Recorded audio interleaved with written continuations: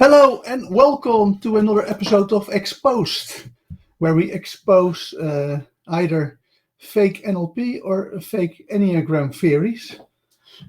Today the topic is Dilts Logical Levels. We're going to see that it is very subtle, Dilts Logical Levels. In part, if Robert Dilts uses them, it's brilliant. If other trainers use it, often it's turned into fake NLP. So welcome. We're going to explain everything. So if you have no clue what I'm talking about, no worries. We're going to explain it in details, but not before I introduce the star of the show, namely Nora-Lisa. Welcome. Hi, I see what you did there, but not before we introduce. Good.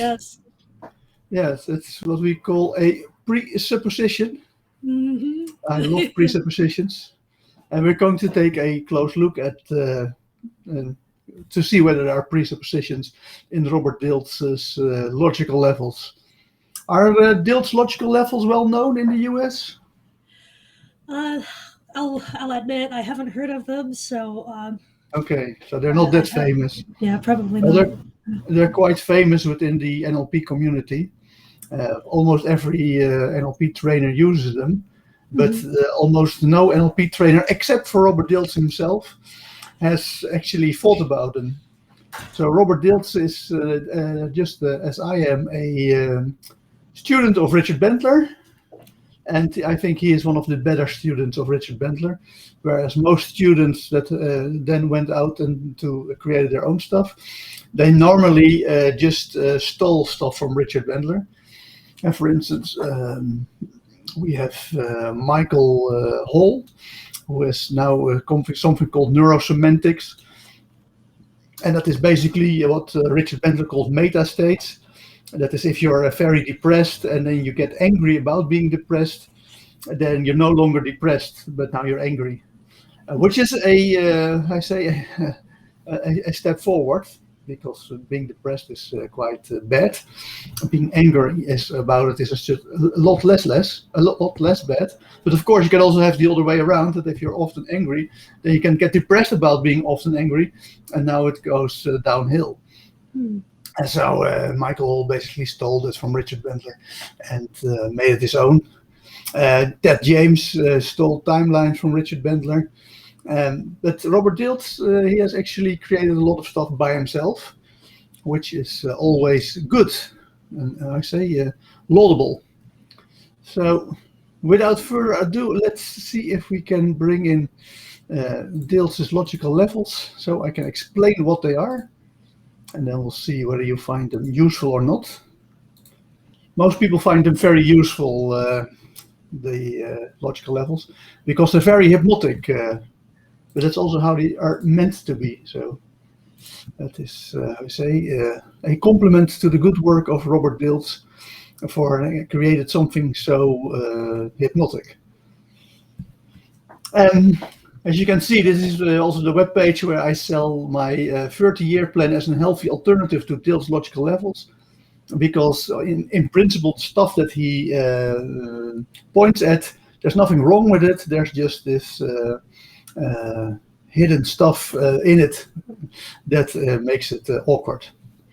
But first, before we get into the criticisms of logical levels, let's quickly explain them so they hopefully make sense. And this is basically a pyramid in the same sense that Maslow created his pyramid of needs. And we start out with the environment, of course. Here we do ABC NLP. NLP stands for Neuro-Linguistic Programming. ABC stands for Antecedent Behavior Consequences, which is the main model of applied behavioral analysis. And applied behavioral analysis is all about the influence of the environment. So sure, we love the environment, nothing wrong with the environment, happy to have the environment. Then the second step of the pyramid is behavior. And no, nothing wrong with behavior. Applied behavioral analysis, ABC model, antecedents, behavior, consequences. Hey, we also have behavior there. Neuro-linguistic programming is a way to map human behaviors. Why would we complain about behaviors? Well, there's this small detail of why would you create a pyramid out of those two? Why not just say, okay, you're in an environment, and sure, and you're behaving within the environment. Well, Robert Dilts has a clear message. He says changes in an underlying level could mean that the levels that are on top of it could also change. Of course, good is cheap. I think we covered it when we did the ABC NLP practitioner course. So many things could be the case. It could be the case that if your environment changes, that you turn into a blue Smurf. It's highly unlikely, but it could be the case. So it's a bit cheap to say, yeah, if something in the environment changes, then your behavior could change. But that's also not the main attraction point of the whole pyramid of Robert Dilts, because he says the other way around. If you change your behavior, then change necessarily has to happen in the underlying, the lower levels of the pyramid. And here, Robert Dilts is very careful to avoid saying a change in behavior causes the underlying levels to change, because we all know that if he would have said that he would have violated the meta model, because we know that one of the distortions is cause and effect statements. It distort communications. Why? Because there are no such things as cause and effects. So saying that our behavior changes the environment necessarily so avoids saying that there is a cause and effect relationship between those two. But of course, we don't fall for that trick, because we also know that is the modal operator of necessity or impossibility. And of course, if you say there has to be a necessarily of a change necessarily, then of course you invoke the modal operator of necessity. And that's of course actually how cause and effect is defined. For instance, by David Hume, the giant within philosophy of the 18th century, who said, if B always follows A, then A is the cause and B is the effect, and B has to necessarily follow the cause, or the effect has necessarily follow the cause. So the effect follows the cause necessarily. And so it's very smart of Robert Dilts. He has thought about it. He wanted to introduce a cause and effect statement, knew that as soon as he did that, he would violate the meta model in a relevant way. So he introduced the modal operator of necessity to get rid of the cause and effect relationship. But of course, we are at least as smart as Robert Dilts, if not smarter, and we don't fall for that second change either. So now we come to a decision point. And this decision point is, what is Robert Dilts' objective with his pyramid? Is Robert Dilts trying to clarify something, or is Robert Dilts trying to hypnotize us? What do you think, Nora-Lisa? I think he's trying to hypnotize us. Yes, that is the correct answer, of course, because we know that if you violate the meta model on purpose and consciously, as Robert Dilts obviously is doing with his logical levels, then obviously he is trying to hypnotize us. Mm-hmm. So, and given that if you hypnotize people, anything goes, this is beautiful, perfect NLP. Nothing wrong with it. That is just how NLP ought to be. Because we love it when trainers come up with stuff to hypnotize other people. It becomes a problem if you miss the point that this is hypnosis, and you actually think that here is something clarified about the reality of nature or reality in general. And because then you become a true believer and you start to believe in it. But that's actually, you're not only start to believe in it, you're actually, the hypnosis of Robert Dilts is starting to work. So as long as you see this as a hypnotic story that you tell to get people, oh wow, this is wonderful, nothing wrong with it. But the moment you start to believe it yourself, you go, yes, but it is really the case that this pyramid exists. Then of course, it turns from NLP into fake NLP. And there's a second indication that we have to deal here with hypnosis. That's because of his naming. He names it the logical levels. he names them logical levels for a reason, because when they first appeared, Robert Dilts claimed that these were the logical learning, or the learning levels of Gregory Bateson. Gregory Bateson had written a book in 1972 called The Ecology of Mind, or Towards an Ecology of Mind. I forgot the complete title.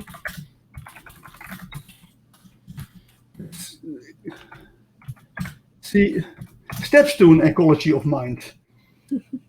And Bateson was an anthropologist, and he actually studied all kinds of natives.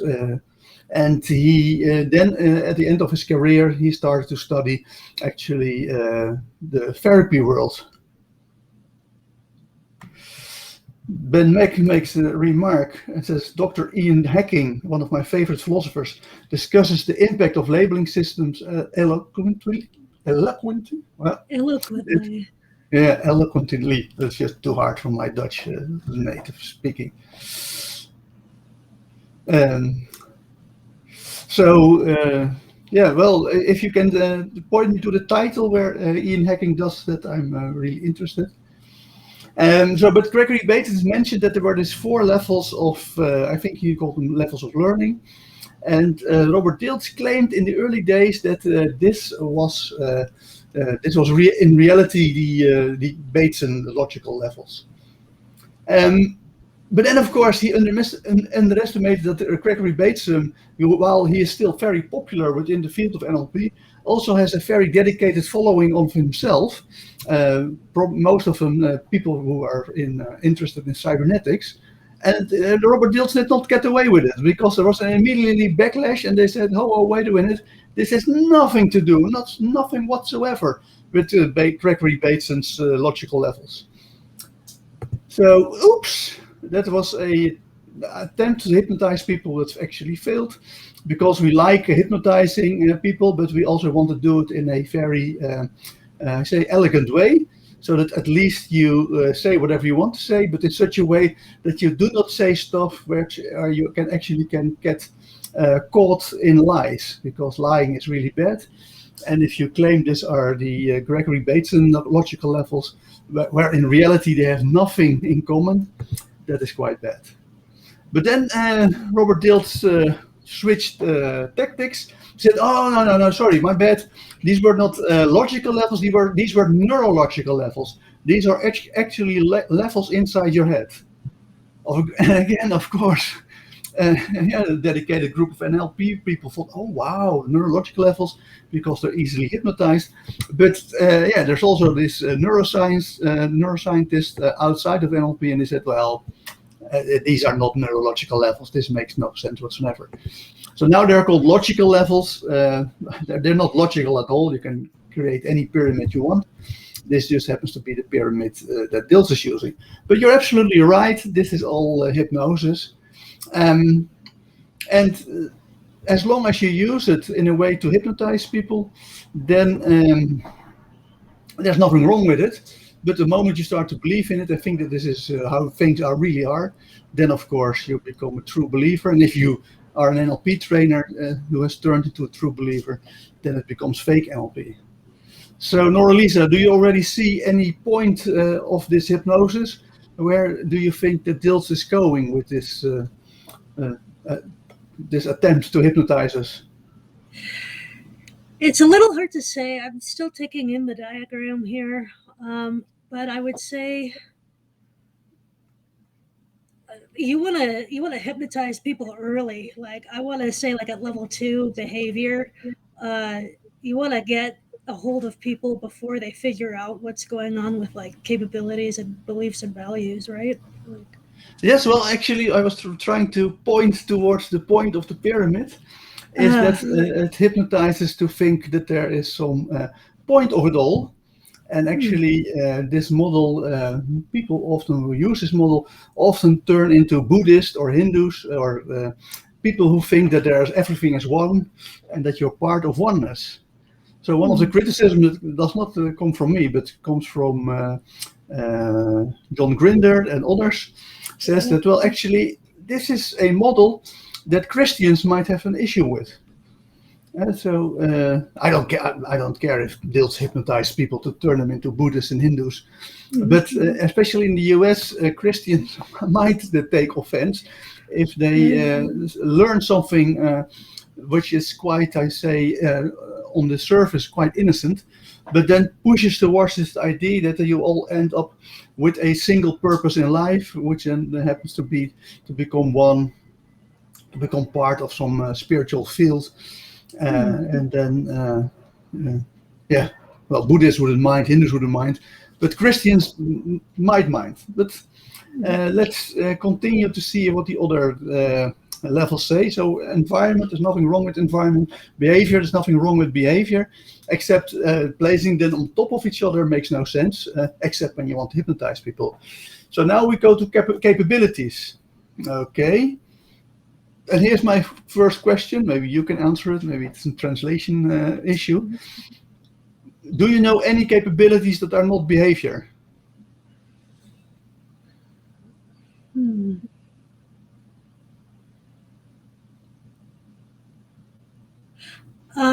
Would, like, for example, me playing the clarinet and the trombone, it's a capability, but it wasn't it's the practice of like playing the instrument. That's the behavior.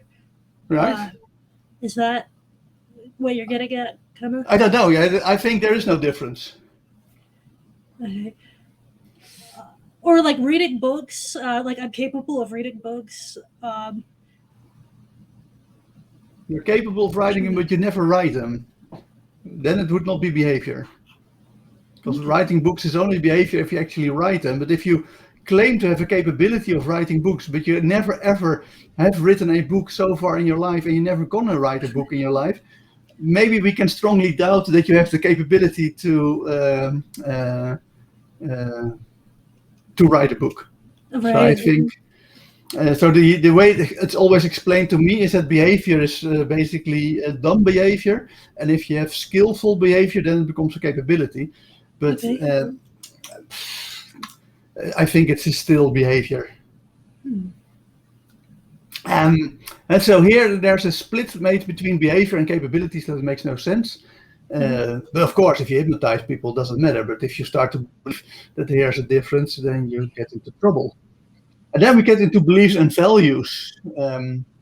Well, with applied behavior analysis, we have a saying that values are often, I say, suspect, because people will claim that they have values, but if you never see it in their behavior, do they really have that value? For instance, if I say I claim that I am all into sustainable running my business and have a sustainable life and as small a CO2 footprint as possible, but you see me driving a old Saab 9.5 who has been retrofitted by street racers to go very, very fast, but also I say goes through petrol quite quickly.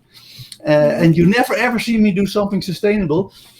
How serious are you going to take my value? Not very seriously.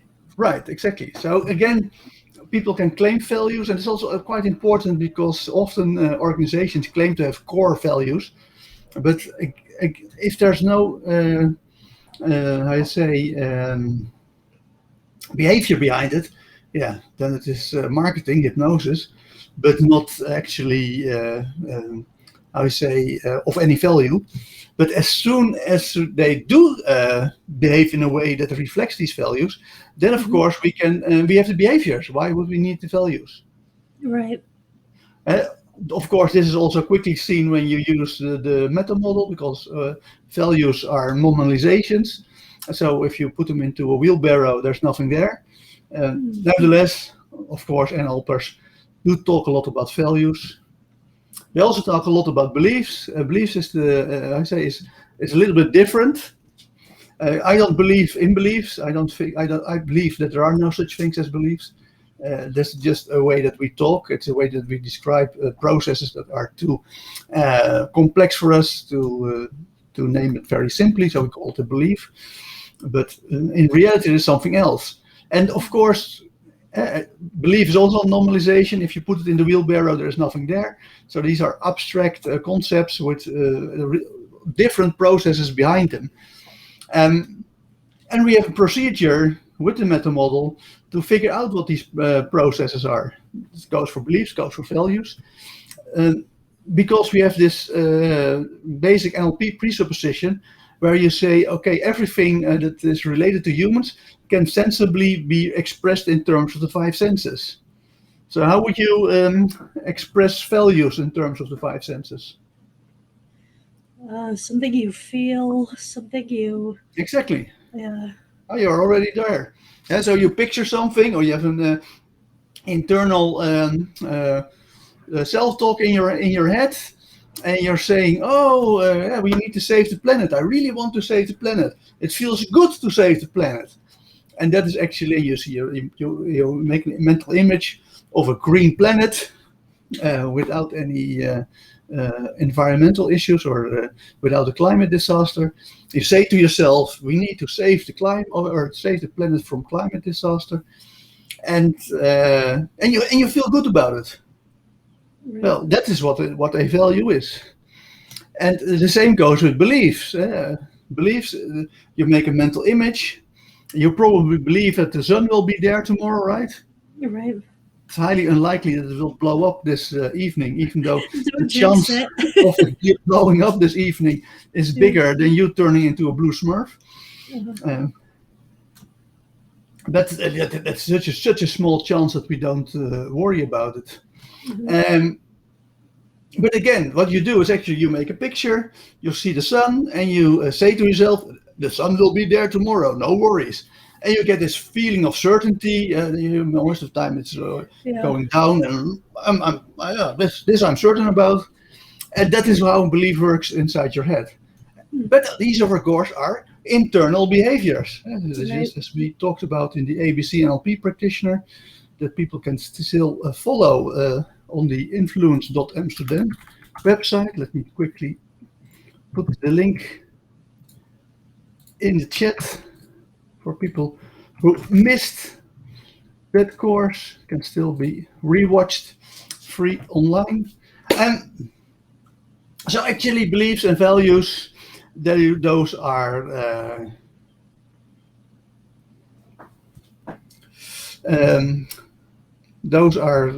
internal behaviors. So again, there's really no need to get into capabilities and beliefs and values, unless you want to hypnotize people. Nothing wrong with hypnotizing them. So, and the same, of course, goes for identity. We have seen with the that identity is very important.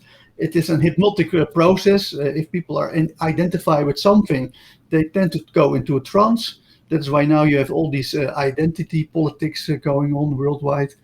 I just saw a quick clip of President Trump's rally this weekend. Again, lots of people who are hypnotized by identity. So nothing wrong with identity. We love identity. It's a hypnotic process.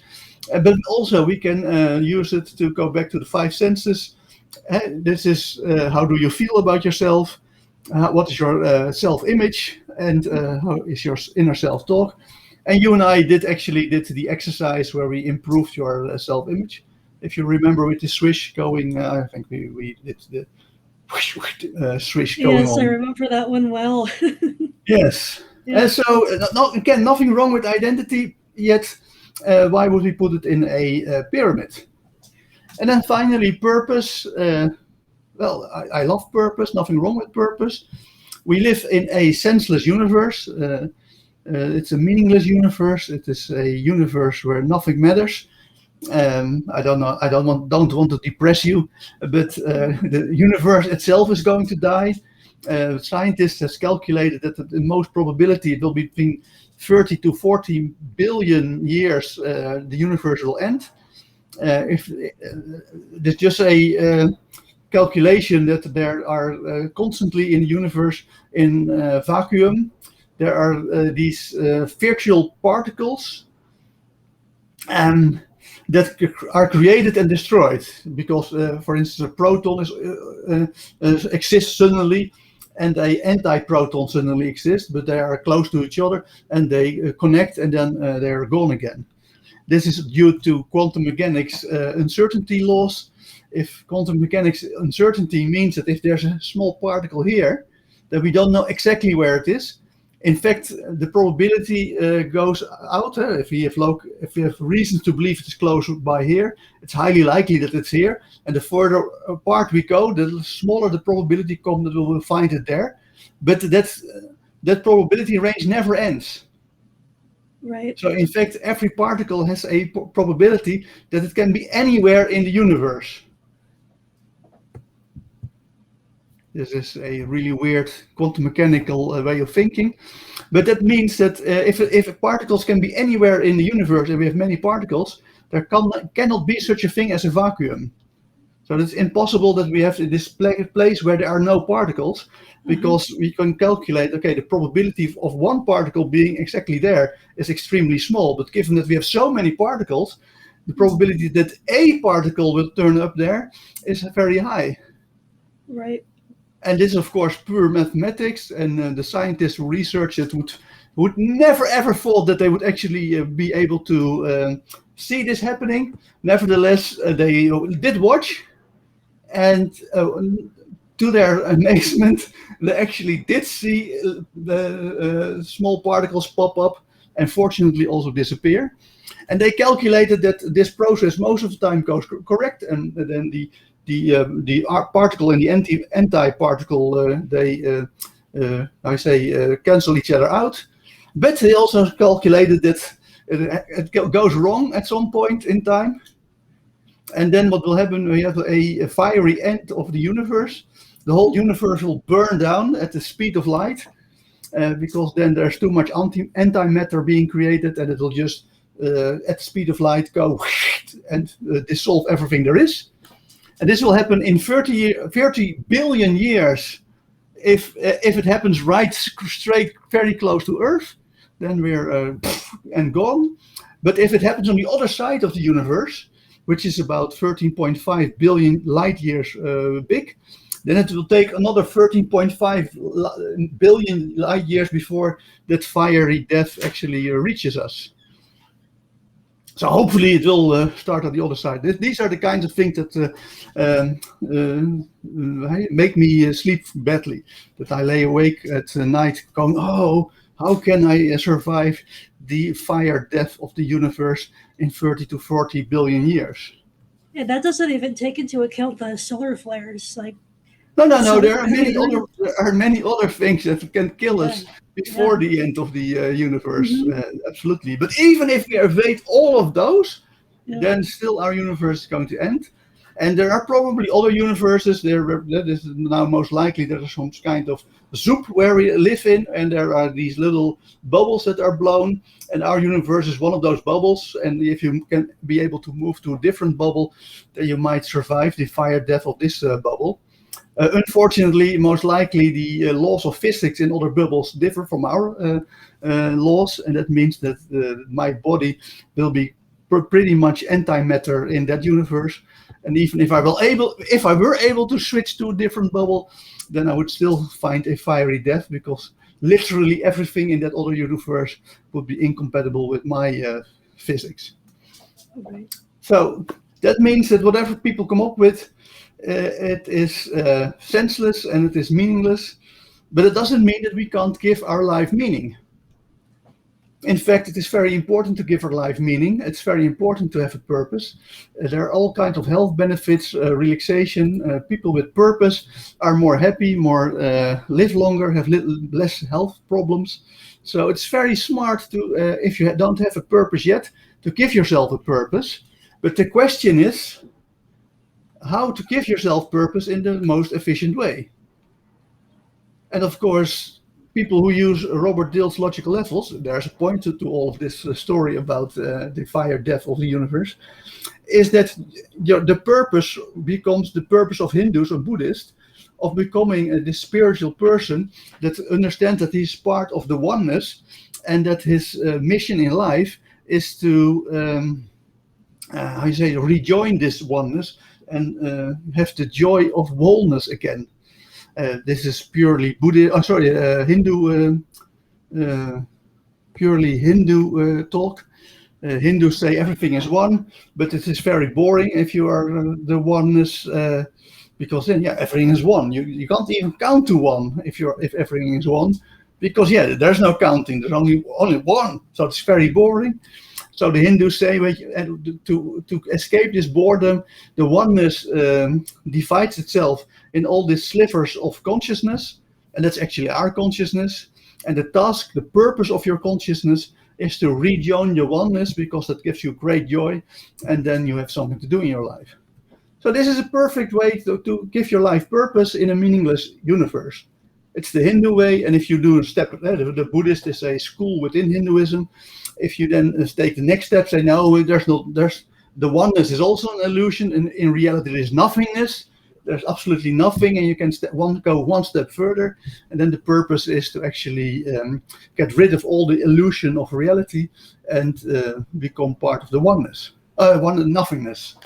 So perfectly okay for Hindus and Buddhists to use this purpose, but again, it's a little bit weird for Christians to get this purpose. So I think the Christian purpose would be to live your life as a good Christian, so you go to heaven. This sounds quite different from the picture. And of course, in reality, you can have many different purposes, but that would violate the idea of oneness, and that's the reason why it's a pyramid. You could create a circle out of this model with just 6 pieces in a circle. 6 pieces. And one of those pieces would be purpose. But that would suggest that there are many purposes, that the purpose is not that important. So that's the reason why Robert Dilts wants to hypnotize us into believing there's only one purpose, to join oneness. Which is great for Hindus and Buddhists and other spiritual people, but might not be what other people want. And so there's nothing wrong with a purpose, identity, beliefs and values, capabilities, behavior and environment. The real thing that is wrong with it is the idea that if you change your purpose, that the necessary change has to follow on these 5 levels below it. And we already seen that this is pure hypnosis. There's no factual base for it. It is a violation of the meta model. So, but in fact, it is also bullshit. Let's discuss. Let's say that I have a very monetary influenced purpose. My purpose is to make $1 million next year. That could be a purpose, right? It's a materialistic purpose. People might disagree with my purpose, but say that would be my purpose. And now I'm going to change my purpose. Now I'm going to change my purpose in the sense, no, I don't want $1 million. I want $1,000,001. Mm-hmm. So now I have a new purpose. Are we really going to believe that has an impact on my identity? Probably not. Oh no, I no longer strive for $1 million. Now I am a guy that strives for $1,000,001. Yeah. Is it going to change my beliefs? Is it going to change my values? Oh, I value $1 million so much, but now I've changed my values. Now I value $1,000,001. Right.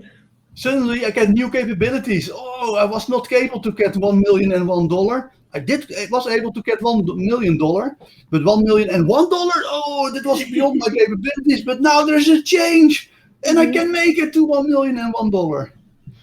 Of course, it's all bullshit. It just doesn't happen like that.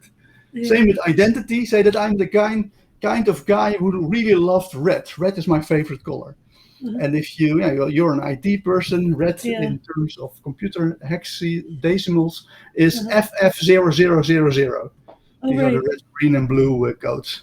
Yeah. So now I'm changing my identity. I'm no longer a guy who favors that pure red. I want an accented red. So I'm not going for FF000. I'm going for FE0000, which is a different kind of red, but we're incapable of course, sensing the difference consciously between FF0000 and FE0000. But it's a completely new identity, of course. I have a new favorite color. Really? Are my beliefs going to change? Values are going to change? Now, I no longer value FF0000. I'm only valuing FE0000.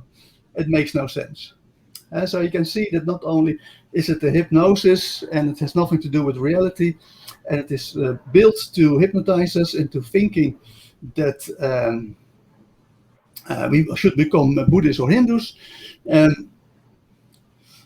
But when we actually check it out, then it is actually also bullshit. We can come up with so many scenarios where there's a change at a higher level without any change at all at lower levels.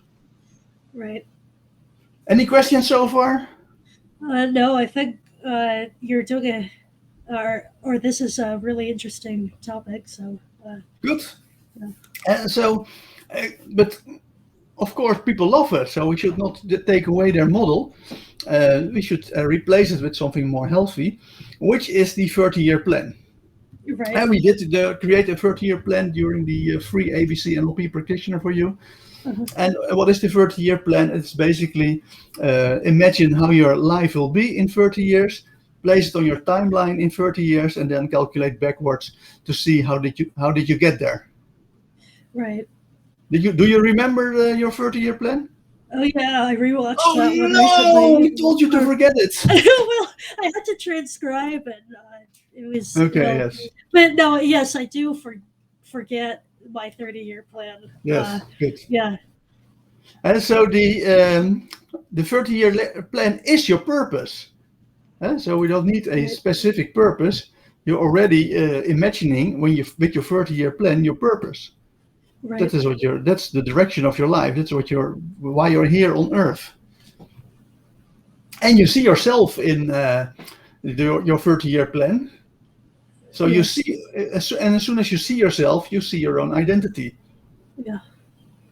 And it also reflects your beliefs and values. So most people do not get their 30-year plan literally, but your unconscious mind uses that image to distract the kind of values that you have.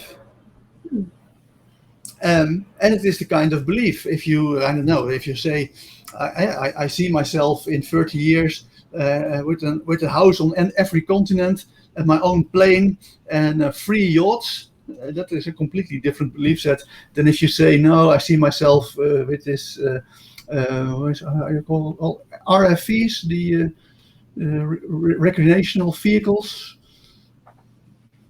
And that's a completely different belief set. And we explicitly ask you to look at yourself in the 30-year plan to actually see that you have the capabilities to be able to achieve your 30-year plan. Yes. So, and we explicitly make it that those are behaviors.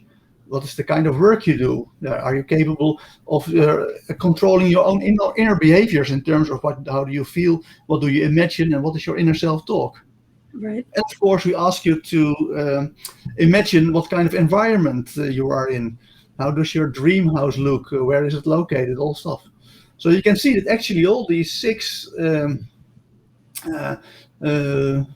topics that are that Dilts uses to create his pyramid are reflected in the 30-year plan. Right. But without the draw, if you want to see yourself in 30 years as a Hindu, sitting on the mountain, eating rice, and meditating, thinking that he is Shiva, you can do that. There's nothing. Again, I have nothing against Hindus. In fact, I do the ABC NLP practitioner. I teach it in Delhi, India, to the local community. So that is very nice. Those are very, very spiritual Hindus. Even though the good thing about it, they're just as liberal-minded and left-wing as you and I. They live the same kind of level of luxuries, goods Right. as you and I. They have cars, they have their own place to live. They do live in high-rises because that is just too many people in too small a place.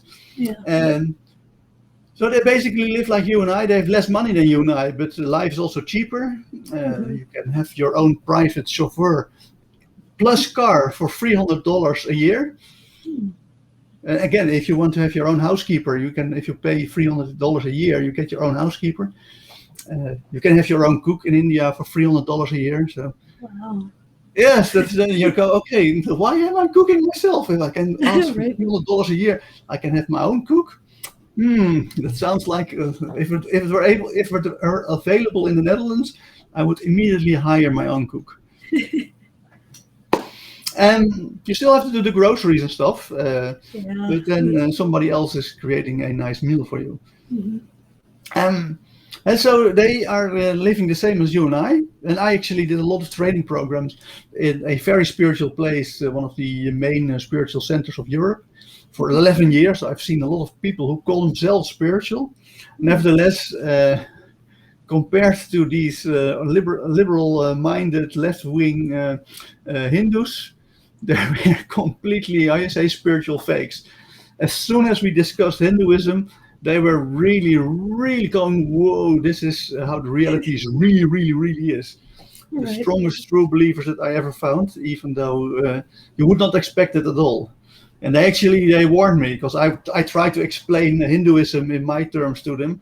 And they said, Joost, you're very lucky that you're teaching in the north of India, because if you would have said these things in the south of India, they would now have hanged you.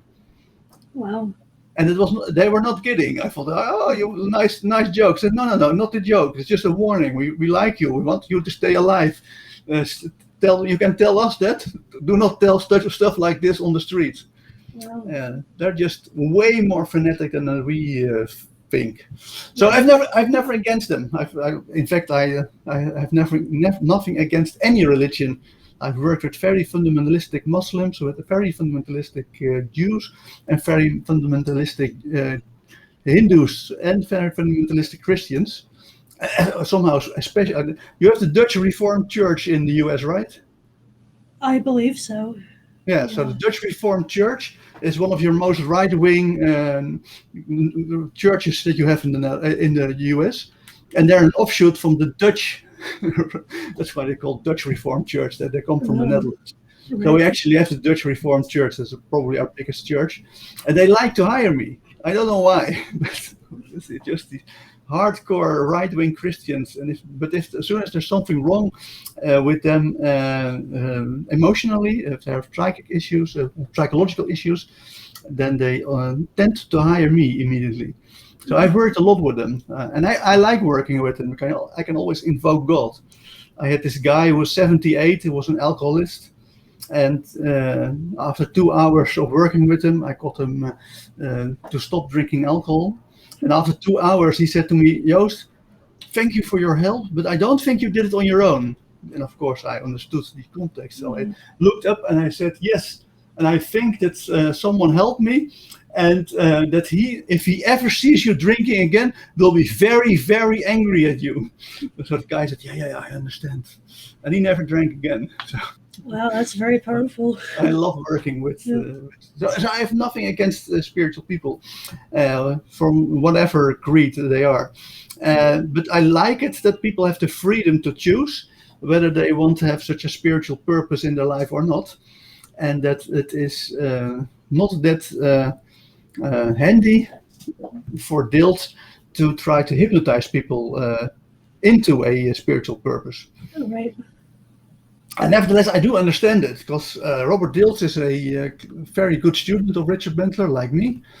And if you study the work of Richard Bentler, you can see that when they discovered that the big therapists of the 50s and the 60s actually used a kind of hypnosis to help their clients, and they then wanted to teach all psychotherapists hypnosis, but when psychotherapists turned out to be scared of hypnosis and didn't want to learn it, then Richard Bentler created all these techniques that had hypnosis hidden in them. So then that they actually could teach NLP, Neuro-Linguistic Programming, to the psychotherapist without them understanding that we're actually learning hypnosis. And then they got them where they wanted them, because now they started to do NLP and their psychotherapy started to work better. And so Dilts has seen this, how Richard Bentler hidden the stuff that he really wanted to do inside a almost innocent looking technique. And that is what he actually did. What Dilts actually did here is that he thought, okay, and I think he did it like kind of a joke. I think he kind of wanted to experiment, see if he was also capable of hiding something inside the technique. So I think he just thought, okay, well, if I'm going to experiment with this, what can I choose? Okay, well, I like the idea of oneness, the spiritual idea. That is one of my big things. Let's see if I can create a technique to get people to believe in it. And that, of course, got out of hand. Because nowadays people say, yeah, Joost, but the logical levels really exist. Of course, then they only become true believers. So Dilts did a great thing. But I think that Dilts should come out. Okay, Richard Bandler in the 90s, when hypnosis was discovered by scientists, by mainstream scientists, to be real and existing and safe, then he came out and said, well, we have hidden hypnosis within NLP, but now we can use it explicitly. And I think Robert Dilts also say the same thing about his logical levels. They come out and say, okay, this was only for me a way to hide trying to hypnotize you into believing into oneness. Thank you for participating in this experiment. We got now enough data, but you can still use it if you really want to, but at least you can have a free choice in it rather than to be sneaked into it. Because the big issue is not that Robert Dilts is using it to hypnotize people, but of course that many NLP trainers really start to believe in it, and then turns this into gospel, something that you have to believe in, and that of course goes against the whole idea of NLP, and where we prefer doubt over belief, and where we prefer it to clarify stuff in terms of the five senses and not these kinds of normalizations. And that creates the situation where many NLP trainers now teaching this without understanding what he is teaching, and that turns the whole affair into fake NLP. And unfortunately, if it were only that this would be part of the fake NLP, no, but this is an additional fake stuff that they're teaching their students as if it were real NLP. So this comes on top of a whole lot of other things that are equally bad. So far my reasons for criticizing Dilts Logical Levels and also promoting the alternative, namely the 30-year plan, because there's no reason for the Dilts Logical Levels. If you use the 30-year plan, you can get everything that you ever wanted out of Logical Levels without having to pay this price of being hypnotized by Robert Dilts. I'll put the link into the chat where people can order the ebook. It's a very extensive ebook, I think about a little bit more than 7,000 words. So that's a quarter of a small book. Well worth the read, if only you can also learn the 30-year plan. Any questions, Nora-Lisa? No, thank you for going over this. Good. Any questions from the audience, all the viewers?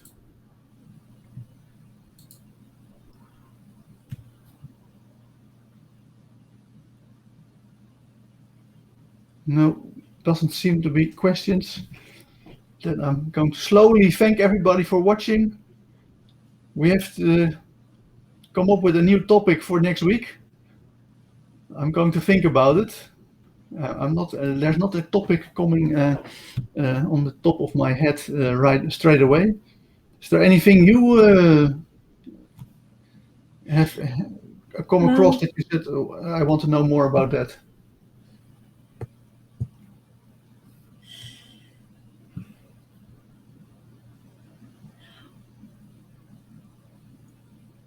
I find myself coming back to You Unlimited a lot. Yes. I'm wondering maybe we could have a session about this book. Yes, we can. Maybe we could, because I find myself rereading a lot of this book. So maybe it could be fun to go over this for your viewers. And okay. I'll have to. Just a suggestion, but yes, well, it's a good suggestion. Yeah. I'll think about it. There was a suggestion by Ben on Gurdjieff, but it's more the Enneagram. That would be the topic of Thursday evenings.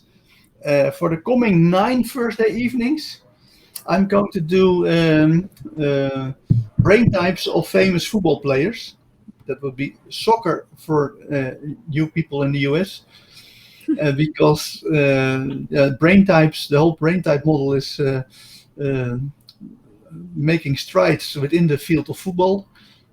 Again, that is not American football, but European football, also called soccer. And I really need to make a, I think we did one in Dutch on how Stanley Kubrick is a type 1 perfectionist, or has a type 1 perfectionist brain. And it was really interesting because we looked at all kinds of biographical data and interviews with people who work with Stanley Kubrick. So it's quite interesting to figure out and see if you can actually back up these claims, because unfortunately, you have the two idiots of the Enneagram world, Rizzo and Hudson, who just claim this whole list of people where they supposedly understand what kind of brain type they have, but they figured that President Trump is a type 8 boss. I don't want to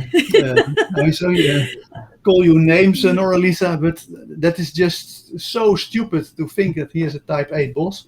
I've heard that one too, yeah. Yeah, that is just so extremely bad typing. If you cannot, it is so obvious if you know only a little bit of it, that President Trump has a type 3 successful worker brain. It's just such a disqualifier of Rizzo and Hudson that they have just.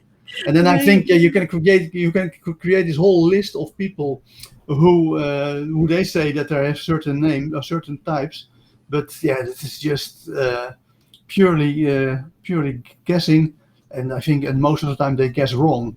So I don't want to do that. But of course, for instance, with Stanley Kubrick, it becomes so obvious that, for instance, what I learned this week was that he, when the whole crew was ordering shampoo, that they had to run it by him what kind of shampoo the people got from the staff. Wow. So that sounds like the micromanagement, total control freak that is associated with people with brain types number 1. Definitely.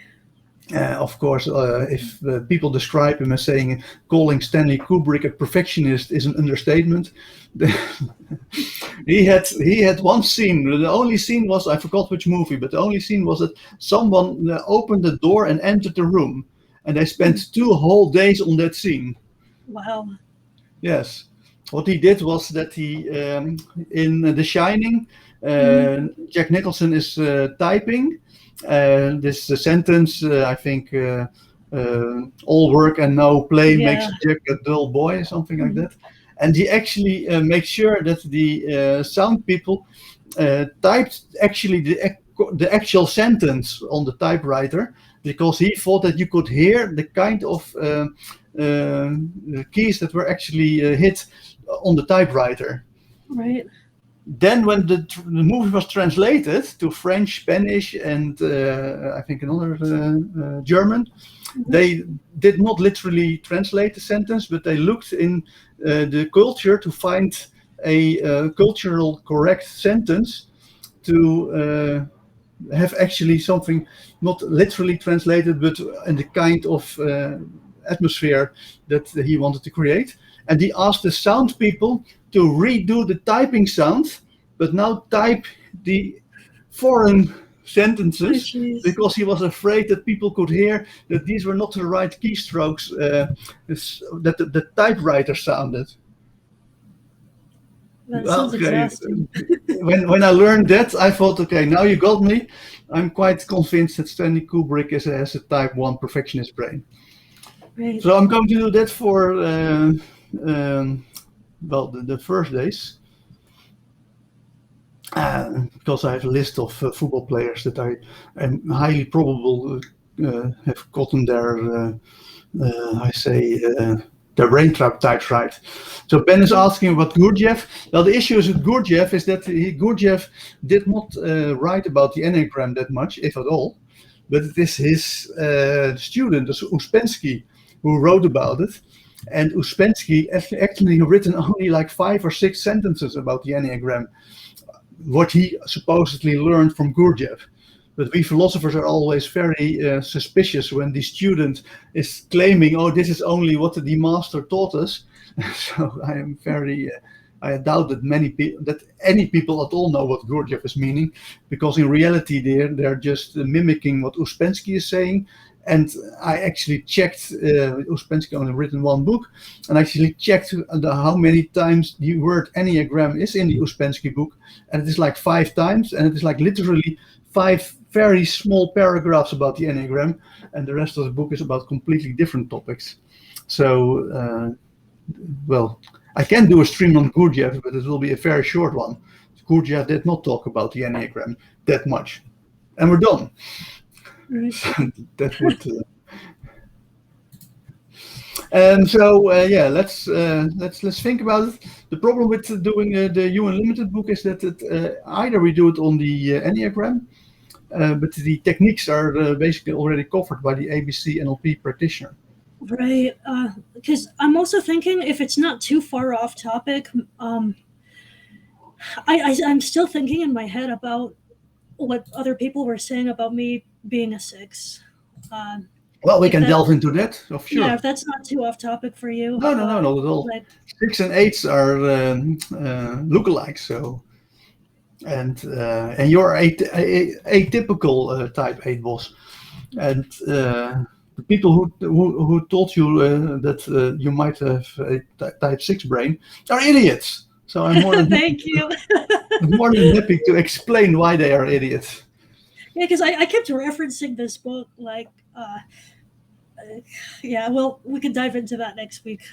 We will. Yeah. That's a very good topic because it shows how, well, again, they're true believers, so there's hard to argue with true believers. Yeah. But that's still always the same with true believers.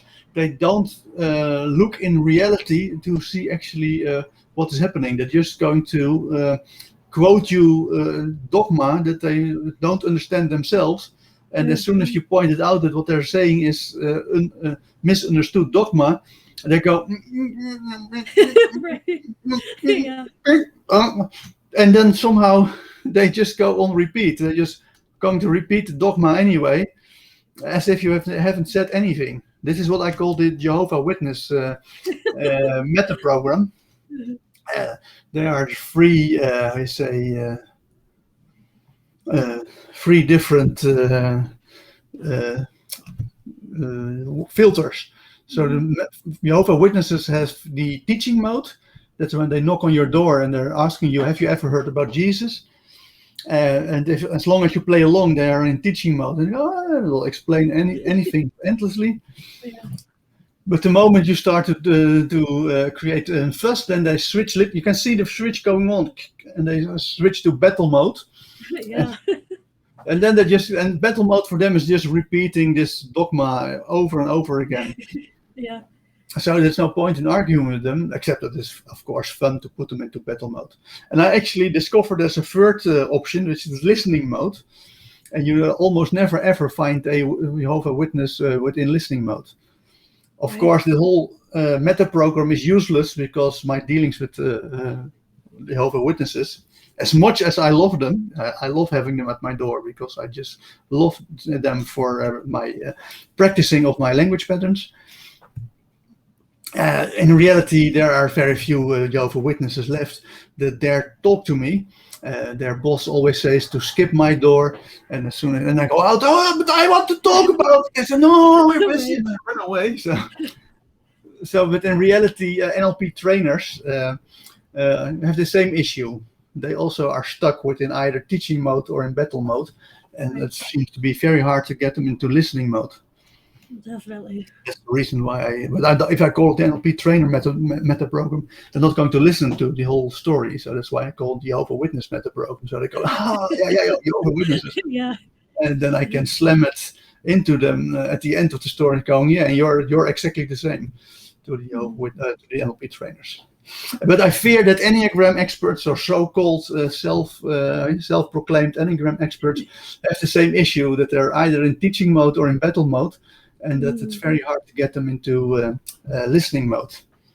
Yeah, Nonetheless, I will listen to your story next week when we will hear all the arguments in favor of you having a type 6 brain, and I'll explain why those are stupid remarks by people who misunderstand brain types.